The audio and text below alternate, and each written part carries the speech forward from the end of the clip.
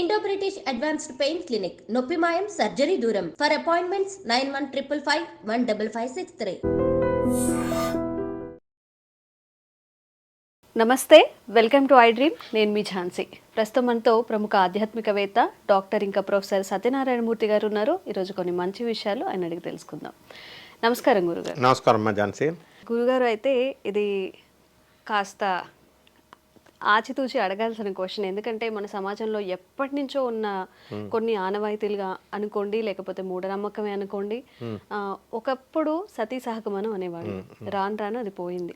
తర్వాత కొన్ని దురాచారాలు ఉన్నాయి, అవి కూడా పోయాయి. అయితే ఇప్పుడు ఉన్నది ఏంటంటే వితంతువులు బొట్టు పెట్టుకోవచ్చా? ఇప్పుడు జనరల్గా అందరూ పెట్టుకుంటున్నారు, బట్ అది సమాజం యాక్సెప్ట్ చెయ్యట్లేదు. ఏంటి, భర్త చనిపోయిన తర్వాత కూడా ఈవిడ చక్కగా గాజులు వేసుకుంటుంది, అసలు బొట్టు ఎందుకు పెట్టుకుంది అని ఆ క్వశ్చన్స్ వస్తున్నాయి.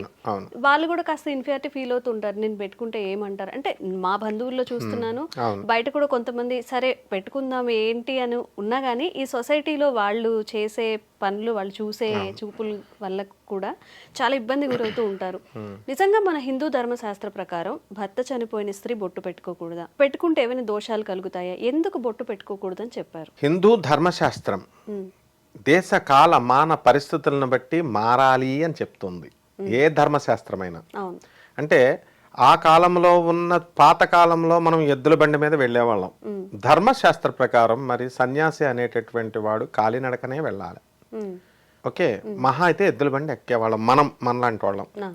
టెక్నాలజీ పెరిగింది, ఎద్దుల బండి స్కూటర్లు అయినాయి, కార్లు అయినాయి, ఇప్పుడు ఫ్లైట్స్ అయినాయి. ఎందుకు ఎక్కాలి వీళ్ళు? సాధువు అనేవాడు ధర్మశాస్త్రం గురు చరిత్ర చెప్తోంది, మొత్తం అన్ని పురాణాలు చెప్తున్నాయి. సాధువు అనేటటువంటి వాడు ఉదయం నుంచి సాయంత్రం దాకా మాత్రమే ఒక ఊర్లో ఉండాలి. నెక్స్ట్ దుకాణం సర్దేసి వేరే చోటకి వెళ్ళిపోవాలి, అటాచ్మెంట్ పెరుక్కోకూడదు ఆ ఊరితో. అండ్ కాలినడకనే వెళ్ళాలి. జగద్గురు ఆది శంకరాచార్యులు వారు చేసి చూపించారు, జగద్గురువులైనటువంటి నృసింహ సరస్వతి స్వాములు వారు చేసి చూపించారు. అంటే దత్తాత్రేయుడు, మన దత్తాత్రేయుడు. మరి వీళ్ళంతా చేసి చూపించినప్పుడు వీళ్ళెందుకు ఏసీ కారుల్లో తిరుగుతారు, బెంజ్ కారుల్లో తిరుగుతారు? ఇప్పుడున్న మన స్వామీజీలంతా, నా గురువులే వాళ్ళంతా ఎందుకు తిరుగుతారు మరి? వాటికేమో ధర్మశాస్త్రం ఉండదా?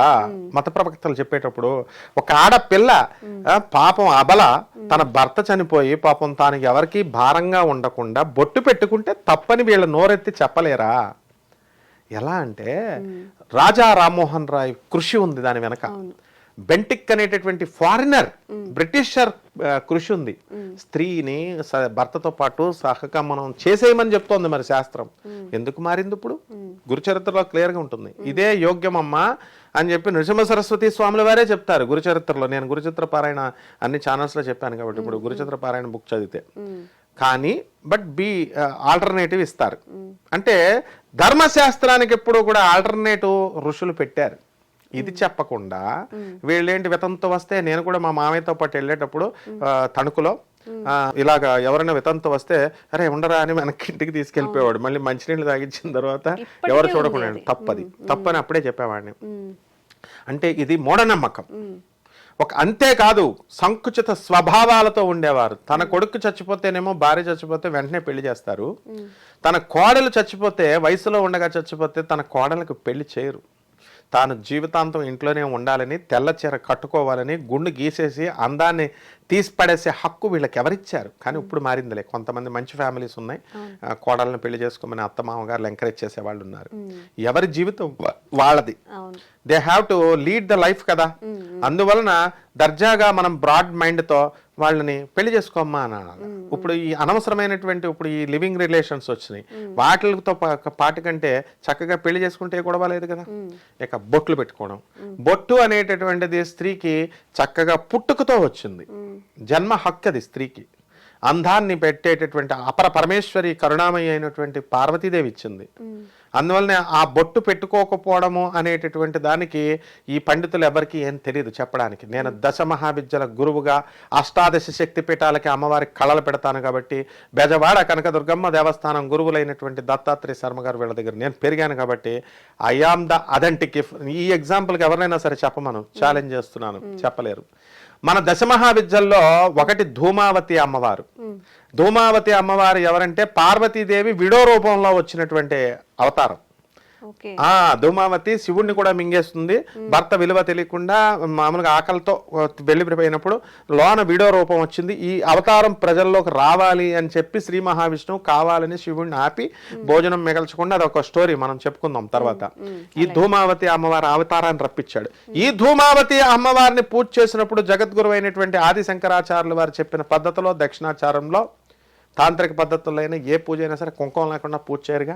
మరి వీడియోకి ఎందుకు వేస్తున్నారు వీళ్ళు కుంకుమ?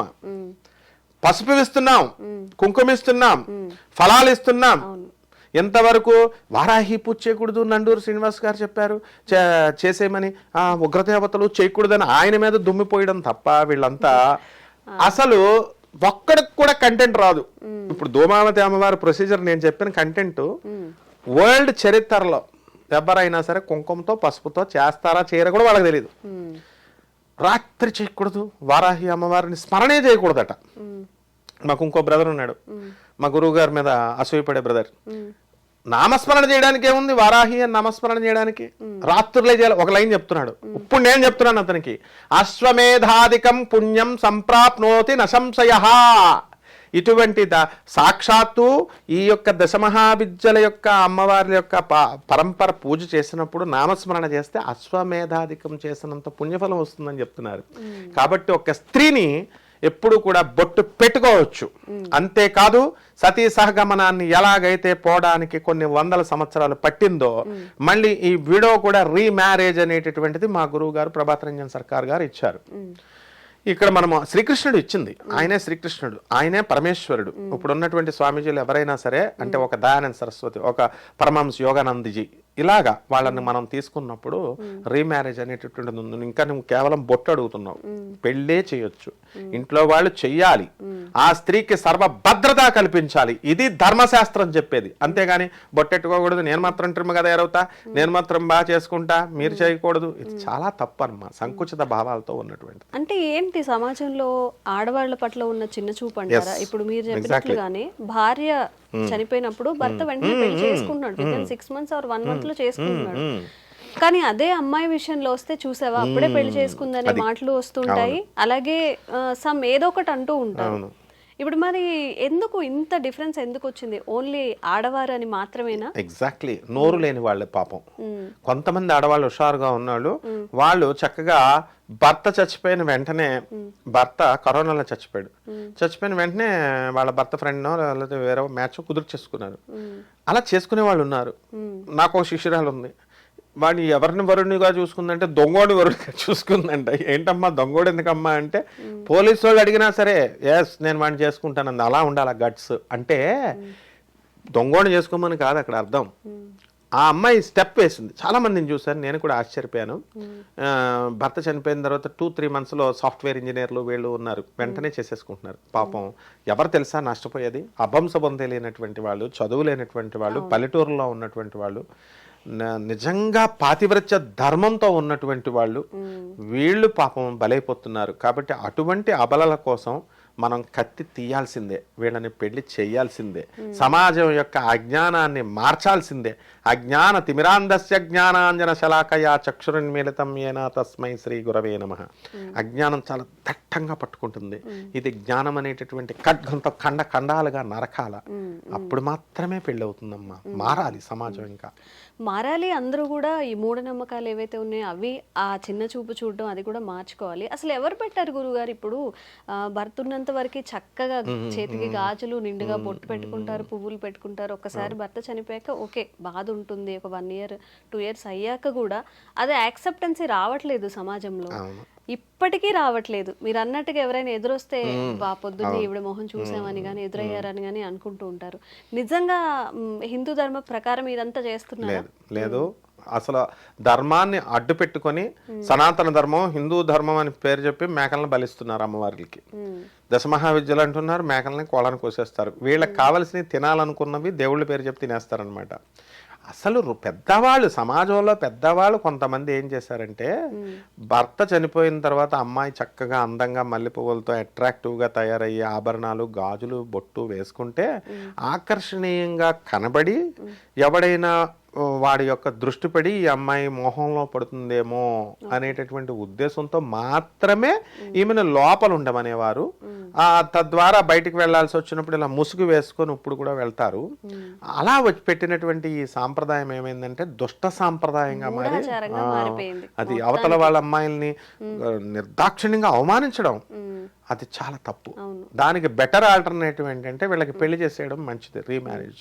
అప్పుడు ఏ గొడవ లేదు, అప్పుడు ఒప్పుకోరు వీళ్ళు. ఎందుకంటే ఇంకా ఎదగాల. అమ్మ మా కోడలకి మేము పెళ్లి చేసేస్తున్నాం, ఈ ఆస్తులన్నీ పట్టుకుపోతుంది, వేరే వాడికి ఇచ్చేస్తున్నాను. కానీ మంచి మహానుభావులైన అత్తమామలు నేను చూశాను. వాళ్ళు పెళ్లి చేసి మా కోడళ్ళకి పెళ్లి చేయండి అని కోడలు వద్దన్నా సరే మామలు కూడా అత్త మామలు పెళ్లి చేసిన మహానుభావులు కూడా ఉన్నారు. అలాంటి వాళ్ళు ఉన్నప్పుడే ఈ సమాజం ఇలాంటి మూఢాచారాలు పోతాయమ్మ. అంటే వీళ్ళు ఏం చేస్తారంటే వాళ్ళకి అన్వయించుకొని వాళ్ళ కూతురు జరిగినప్పుడేమో ఒకలా ఉంటారు, వాళ్ళ కోడలకి జరిగినప్పుడు ఈ వివక్షత అనేది చూపిస్తారు. అది అలాగే ధర్మం పేరుతో పెడతారు. అసలు దేవుడి పేరు చెప్పేవాళ్ళు, ధర్మం పేరుతో చెప్పేవాళ్ళు వీళ్ళే ఫస్ట్ కల్ప్రిట్స్, వీళ్ళే తప్పులు చేస్తారు. మామూలుగా ఎవరు చేసుకెళ్లే వాళ్ళు చేసుకుంటూ వెళ్ళిపోతారు. వీళ్ళ బోధనలు తప్పు బోధనలు చేస్తున్నారు. దీనికి ఫలితం వీళ్ళంతా కూడా అనుభవిస్తారు. ఎందుకంటే ఆడపిల్లల యొక్క ఉసురు తగలకూడదు. అలా అవమానించే వాళ్ళు తప్పకుండా they will be punished by the great Yamadharmaraj. Parvati అమ్మవారే ధూమావతి అమ్మవారుగా ఉన్నారట. పార్వతి అమ్మవారిని మనం కొలుస్తామట. కానీ విడో ఎదురైతే మాత్రం మంచిది కాదు, వెనక్కి వెళ్ళిపోవడం ఇలాంటివి నిజంగా చేయకండి, వాళ్ళని బాధ పెట్టకండి. మీలాంటి వాళ్ళు రావాలి గురుగారు. అంటే మనం ఒకటి పాటిస్తున్నామంటే ఎంతవరకు పాటించవచ్చు? ఒక మనిషిని బాధ పెడుతున్నాం మనం అక్కడ, సమాజం పేరుతో, లేకపోతే నిజంగా ఎప్పటి నుంచో మరి చేస్తున్నారు కదా, ఇప్పుడు నువ్వు వచ్చి ఆపుతావా? ఇలాంటివన్నీ కట్టడి జరగాలి అంటే మీరు ఇలా వచ్చి చెప్తే అందరికి కూడా అవేర్నెస్ కలుగుతుంది. ధన్యవాదాలు గురు. ధన్యవాదాలు.